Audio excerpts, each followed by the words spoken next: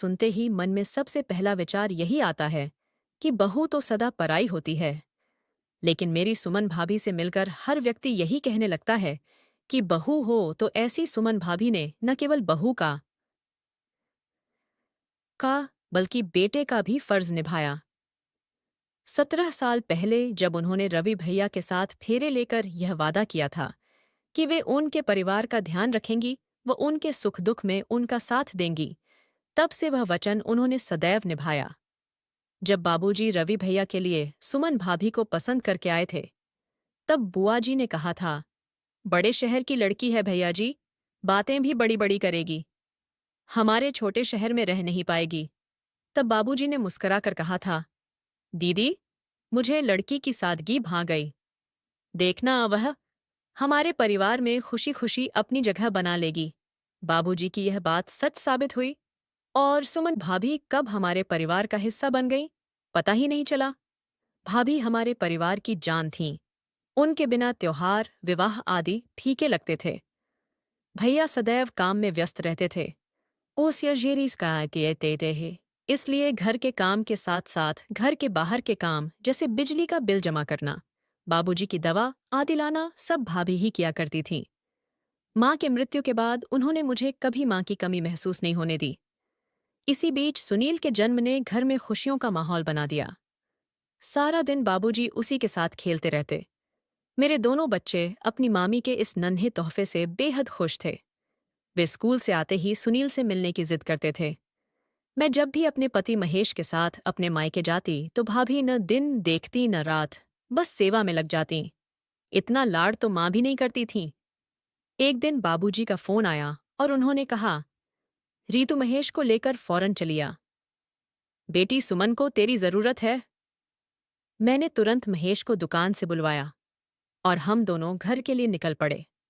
मैं सारा रास्ता परेशान थी कि आखिर बाबूजी ने इस समय हमें क्यों बुलाया और भाभी को मेरी जरूरत है, ऐसा क्यों कहा मन में सवाल लेकर जैसे ही घर पहुंची तो देखा कि बाहर टैक्सी खड़ी थी और दरवाजे पर 2 बड़े सूटकेस रखे थे। कुछ समझ नहीं आया कि क्या हो रहा है। अंदर जाते ही देखा कि बाबूजी परेशान बैठे थे और भाभी चुपचाप मूर्ति बनकर खड़ी थीं। भैया गुस्से में आए और बोले, उफ, तो अब अपनी वकालत करने के लिए सुमन ने आप लोगों को बुला लिया। भैया के ये बोल दिल में तीर की तरह लगे। तभी महेश बोले, क्या हुआ भैया, आप सब इतने परेशान क्यों हैं? इतना सुनते ही सब भाभी फूट फूट कर रोने लगीं। भैया ने गुस्से में कहा, कुछ नहीं महेश, मैंने अपने जीवन में एक महत्वपूर्ण फैसला लिया है जिससे बाबूजी सहमत नहीं हैं। मैं विदेश जाना चाहता हूँ, वहां बहुत अच्छी नौकरी मिल रही है, रहने को मकान वगैरह से है, मान्य गाड़ी भी। ये तो बहुत अच्छी बात है भैया, महेश ने कहा। महेश कुछ और कह पाते, तभी भैया बोले, मेरी बात अभी पूरी नहीं हुई। महेश, मैं अब अपना जीवन अपनी पसंद से जीना चाहता हूँ, अपनी पसंद के जीवन साथी के साथ। यह सुनते ही मैं और महेश हैरानी से भैया को देखने लगे। भैया ऐसा सोच भी कैसे सकते थे? भैया अपने दफ्तर में काम करने वाली जूही के साथ घर बसाना चाहते थे। सुमन मेरी पसंद कभी थी ही नहीं। बाबूजी के डर के कारण मुझे यह विवाह करना पड़ा। परंतु कब तक मैं इनकी खुशी के लिए अपनी इच्छाएं दबाता रहूंगा? मैं बाबूजी के पैरों पर गिरकर रोती हुई बोली, बाबूजी डी स्क्वा नी, आप भैया से कुछ कहते क्यों नहीं? इनसे कहिए ऐसा न करें। रोकिए इन्हें बाबूजी, रोक लीजिए। चारों ओर सन्नाटा छा गया। काफी सोचकर बाबूजी ने भैया से कहा, रवि, यह अच्छी बात है कि तुम जीवन में सफलता प्राप्त कर रहे हो, पर अपनी सफलता में तुम सुमन को शामिल नहीं कर रहे हो। यह गलत है। मत भूलो कि तुम आज जहां हो वहां पहुंचने में सुमन ने तुम्हारा भरपूर साथ दिया। उसके प्यार और विश्वास का यह इनाम मत दो उसे, वह मर जाएगी। कहते हुए बाबूजी की आंखों में आंसू आ गए। भैया का जवाब तब भी वही था और वे हम सबको छोड़कर अपनी अलग दुनिया बसाने के चले गए। बाबूजी सदा यही कहते थे कि वक्त और दुनिया किसी के लिए नहीं रुकती। इस बात का आभास भैया के जाने के बाद हुआ। सगे संबंधी कुछ दिन तक घर आते रहे दुख व्यक्त करने, फिर उन्होंने भी आना बंद कर दिया। जैसे जैसे बात फैलती गई वैसे वैसे लोगों का व्यवहार हमारे प्रति बदलता गया। फिर एक दिन बुआ जी आईं और जैसे ही भाभी उनके पांव छूने लगीं, वैसे ही उन्होंने चिल्लाकर कहा, हट बेशर्म! अब आशीर्वाद लेकर क्या करेगी? हमारा बेटा तो तेरी वजह से हमें छोड़कर चला गया। बूढ़े बाप का सहारा छीनकर चैन नहीं मिला तुझे। अब क्या जान लेगी हमारी? मैं तो कहती हूँ भैया, इसे इसके मायके भिजवा दो, रवि वापस चला आएगा। बाबूजी तुरंत बोले। बस दीदी, उम्मी, बहुत हुआ। अब मैं एक भी शब्द नहीं सुनूंगा। सुमन इस घर की बहू नहीं, बेटी है। रवि हमें इसकी वजह से नहीं, अपने स्वार्थ के लिए छोड़कर गया है। मैं इसे कहीं नहीं भेजूंगा। यह मेरी बेटी है और मेरे पास ही रहेगी। बुआ जी ने फिर कहा, कहना बहुत आसान है भैया जी, पर जवान बहू और छोटे से पोते को कब तक अपने पास रखोगे? आप तो कुछ कमाते भी नहीं। फिर इन्हें कैसे पालोगे? मेरी सलाह मानो, इन दोनों को वापस भिजवा दो। क्या पता सुमन में ऐसा क्या दोष है जो रवि इसे अपने साथ रखना ही नहीं चाहता। यह सुनते ही बाबूजी को गुस्सा आ गया और उन्होंने बुआ जी को अपने घर से चले जाने को कहा। बुआ जी तो चली गईं, पर उनकी कही बात बाबूजी को चैन से बैठने नहीं दे रही थी। उन्होंने भाभी को अपने पास बैठाया और कहा, बस सुमन, अब रोकर अपने आने वाले जीवन को नहीं जी सकती। तुझे बहादुर बनना पड़ेगा बेटा। अपने लिए, अपने बच्चे के लिए तुझे इस समाज से लड़ना पड़ेगा। तेरी कोई गलती नहीं है। रवि के हिस्से तेरी जैसी सुशील लड़की का प्यार नहीं है। तू चिंता न कर बेटा, मैं हूं ना तेरे साथ, और हमेशा रहूंगा वक्त के साथ।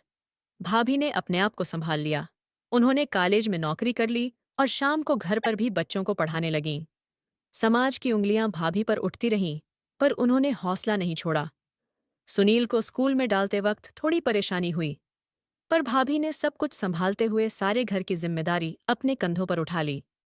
भाभी ने यह साबित कर दिया कि अगर औरत ठान ले तो वह अकेले पूरे समाज से लड़ सकती है। इस बीच भैया की कोई खबर नहीं आई। उन्होंने कभी अपने परिवार की खोज खबर नहीं ली। सालों बीत गए, भाभी अकेली परिवार चलाती रहीं, पर भैया की ओर से कोई मदद नहीं आई। एक दिन भाभी का कॉलेज से फोन आया, दीदी घर पर ही हो ना? शाम को आपसे कुछ बातें करनी है। हाँ हाँ भाभी, मैं घर पर ही हूँ, आप आ जाओ। शाम 7 बजे भाभी मेरे घर पहुंची। थोड़ी परेशान लग रही थीं। चाय पीने के बाद मैंने उनसे पूछा, क्या बात है भाभी, कुछ परेशान लग रही हो? घर पर सब ठीक है? थोड़ा हिचकते हुए भाभी बोलीं, दीदी, आपके भैया का खत आया है। मैं अपने कानों पर विश्वास नहीं कर पा रही थी। बोली, इतने सालों बाद याद आई उनको अपने परिवार की, या फिर नई बीवी ने बाहर निकाल दिया? उनको ऐसा न कहो दीदी, आखिर वे आपके भाई हैं। भाभी की बात सुनकर एहसास हुआ कि आज भी भाभी के दिल के किसी कोने में भैया हैं। मैंने आगे बढ़कर पूछा, भाभी, क्या लिखा है भैया ने? भाभी थोड़ा सोचकर बोली, दीदी, वे चाहते हैं कि बाबूजी मकान बेचकर उनके साथ चलकर विदेश में रहें। क्या कहा? बाबूजी मकान बेच दें भाभी? बाबूजी ऐसा कभी नहीं करेंगे, और अगर वे ऐसा करना भी चाहेंगे तो मैं उन्हें कभी ऐसा करने नहीं दूंगी। भाभी, आप जवाब दे दीजिए कि ऐसा कभी नहीं होगा। वह मकान बाबूजी के लिए सब कुछ है। मैं उसे कभी बिकने नहीं दूंगी। वह मकान आपका और सुनील का सहारा है। भैया को एहसास है कि अगर वह मकान नहीं होगा तो आप लोग कहाँ जाएंगे? आपके बारे में तो नहीं, पर सुनील के बारे में तो सोचते। आखिर वह उनका बेटा है। मेरी बातें सुनकर भाभी चुप हो गईं और गंभीरता से कुछ सोचने लगीं। उन्होंने यह बात अभी बाबूजी से छिपा रखी थी। हमें समझ नहीं आ रहा था कि अब क्या करें। तभी महेश आ गए और हमें परेशान देखकर सारी बात पूछी। बात सुनकर महेश ने भाभी से कहा, भाभी, आम को यह बात बाबूजी को बता देनी चाहिए। रवि भैया के इरादे कुछ ठीक नहीं लग रहे। यह सुनते ही भाभी डर गईं। फिर हम तीनों तुरंत घर के लिए निकल पड़े। घर जाकर भाभी ने सारी बात विस्तार से बाबूजी को बता दी। बाबूजी कुछ विचार करने लगे। उनके चेहरे से लग रहा था कि भैया ऐसा करेंगे, उन्हें इस बात की उम्मीद थी। उन्होंने महेश से पूछा, महेश, तुम बताओ कि हमें क्या करना चाहिए? महेश ने कहा, रवि आपके बेटे हैं तो जाहिर सी बात है कि इस मकान पर उनका अधिकार बनता है। पर यदि आप अपने रहते यह मकान भाभी या सुमन के नाम कर देते हैं तो फिर भैया चाहकर भी कुछ नहीं कर सकेंगे। महेश की यह बात सुनकर बाबूजी ने तुरंत फैसला ले लिया कि वे अपना मकान भाभी के नाम कर देंगे। मैंने बाबूजी के इस फैसले को मंजूरी दे दी और उन्हें विश्वास दिलाया क्या वे सही कर रहे हैं? ठीक 15 दिन बाद भैया घर आ पहुंचे और आकर अपना हक मांगने लगे। भाभी पर इल्जाम लगाने लगे कि उन्होंने बाबूजी के बुढ़ापे का फायदा उठाया है और धोखे से मकान अपने नाम करवा लिया है। भैया की कड़वी बातें सुनकर बाबूजी को गुस्सा आ गया। वे भैया को थप्पड़ मारते हुए बोले, नालायक, कोई तो अच्छा काम किया होता। सुमन को छोड़कर तूने पहली गलती की और अब इतनी घटिया बात कहते हुए तुझे जरा सी भी लज्जा नहीं आई। उसने मेरा फायदा नहीं उठाया, बल्कि मुझे सहारा दिया। चाहती तो वह भी मुझे छोड़कर जा सकती थी, अपनी अलग दुनिया बसा सकती थी, पर उसने वे जिम्मेदारियां निभाईं जो तेरी थीं। तुझे अपना बेटा कहते हुए मुझे अफसोस होता है भाभी। तभी बीच में बोली, रवि, आप बाबूजी को और दुख मत दीजिए। हम सब की भलाई इसी में है कि आप यहाँ से चले जाएं। भाभी का आत्मविश्वास देखकर भैया दंग रह गए और चुपचाप लौट गए। भाभी घर की बहू से अब हमारे घर का बेटा बन गई थीं। ई नफुरी ये रिटियाई। वे भैया को थप्पड़ मारते हुए बोले, नालायक, कोई तो अच्छा काम किया होता। सुमन को छोड़कर तूने पहली गलती की और अब इतनी घटिया बात कहते हुए तुझे जरा सी भी लज्जा नहीं आई। उसने मेरा फायदा नहीं उठाया, बल्कि मुझे सहारा दिया। चाहती तो वह भी मुझे छोड़कर जा सकती थी, अपनी अलग दुनिया बसा सकती थी, पर उसने वे जिम्मेदारियां निभाईं जो तेरी थीं। तुझे अपना बेटा कहते हुए मुझे अफसोस होता है भाभी। तभी बीच में बोली, रवि, आप बाबूजी को और दुख मत दीजिए। हम सब की भलाई इसी में है कि आप यहाँ से चले जाएं। भाभी का आत्मविश्वास देखकर भैया दंग रह गए और चुपचाप लौट गए। भाभी घर की बहू से अब हमारे घर का बेटा बन गई थीं। दोस्तों, यह थी हमारी अनोखी कहानी। अगर आप लोगों को मेरी यह वीडियो पसंद आई हो तो चैनल को सब्सक्राइब जरूर कर ले और बेल नोटिफिकेशन ऑन कर ले। दोस्तों, प्यारा सा कमेंट करके बताएं कि आपको मेरी स्टोरी कैसी लगी। कल मिलेंगे एक और वीडियो के साथ। धन्यवाद।